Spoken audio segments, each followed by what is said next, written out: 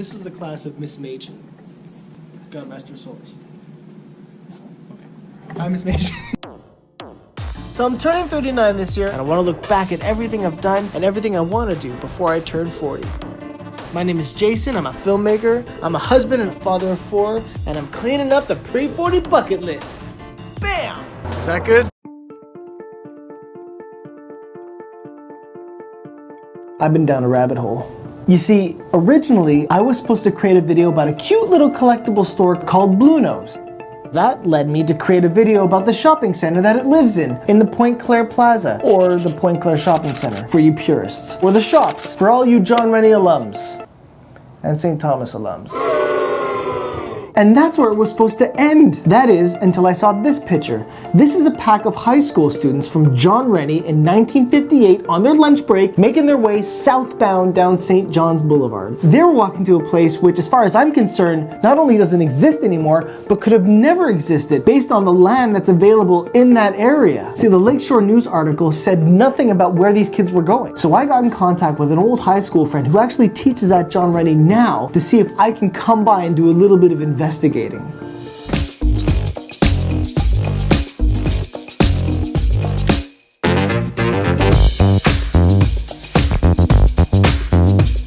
You see, I feel a personal connection to this picture because John Rennie is my alma mater.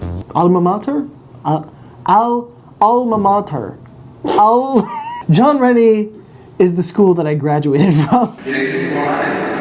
That makes these kids my people, my John Rennie brothers and sisters, my kin, my ancestors. And not to mention what they're doing in this picture, the great lunchtime pilgrimage. Every John Rennie student has done that at one time or another, just as John Rennie is the black and gold.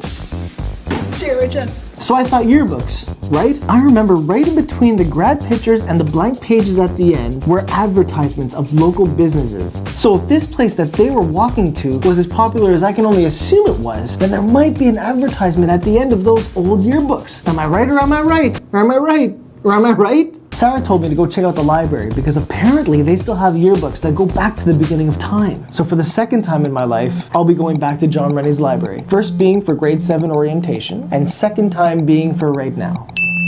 62, 61, 57, 58, and here's 60. I asked the librarian, Mrs. Lukian, to find the 5 oldest yearbooks that she can find. Boom! It was like she pulled the original contents out of the Ark of the Covenant. Man, I was so excited. It's like I was holding a piece of history that hadn't seen the light of day in like 60 years. I found a quiet little spot in the corner of the library. I quickly glimpsed at the fashion, the clubs, the dances, and then I went straight for the advertisements in the back, which were equally as entertaining. Every Carlo, look at this. But as entertaining as it was, something started to happen. I started to feel a growing separation between me and the Elvis heads. I mean, they were advertising cigarettes in the yearbook. Players. And worse, Coke. I mean, these are children we're talking about. And worse off, there was no indication on where these kids were going. Like, apparently kids went there all the time. Why would they not advertise it there? I was lost. I'd exhausted the Lakeshore News. There was nothing in these ancient documents, and I have no idea what to do. Completely bummed. I completely lost all motivation. What's the matter, sweetheart? Why so glum? Shucks, Ma, I don't know. I don't know what I'm doing. I don't know if I'll ever find out where these kids were going. You're only looking at one piece of the puzzle. Take a step back and look at the bigger picture. That's right. I remember. I was in the Point Claire library microfiching, looking up articles in the Point Claire Plaza, when what to my wondering eyes should appear? But John Rennie students, current John Rennie students, making their way down to the shops, the same as I did 25 years before them, and the same as these kids in the article did 35 years before me. That's 60 years. 60 years of John Rennie High School students making the great southern-bound pilgrimage to seek out social adventures and better nourishment than giant oatmeal cookies. 1950s mom was right. There's an even bigger story here. Bigger than Blue Nose. Bigger than the John Rennie students. Bigger than John Rennie. And bigger than the Point Claire Plaza. It all makes sense now. To understand where these students were going back in 1958, I need to understand the school that they went to. And to understand the school that they went to, I have to understand the city that it was built in. The city of Point Claire. But not my Point Claire, their Point Claire. The pre-millennial Point Claire. The pre-internet Point Claire. The pre-Expo 67 Point Claire. Beatles Point Claire. Elvis Point Claire. We need to go as far back as possible. And I'm taking you all with me. The first thing I did was head back to the library to dig a little deeper. I searched through a great book called The History of Point Claire by Brian Matthews. I saw a lot of similar information I had read in the old Lakeshore News. However, he had a ton more pictures. You know, like the pictures you see outside the aquatic center? So I figured, well, these pictures must be stacked away somewhere, right? Like in archives or something? So I looked it up. Turns out they do. So I contacted the archives department, and sure enough, they were happy to have me over.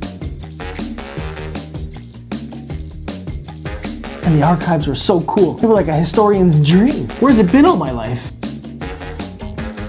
I was so thankful. Andre gave me a bunch of books and he gave me a bunch of files. And within those files, there was a picture of, it looked like an aerial shot of Point Claire. And on the bottom of that shot, there was like numbers that looked like a code. So to me, that can only mean that it was a part of a larger set showing more of Point Claire. And it was. We found it and we decoded it.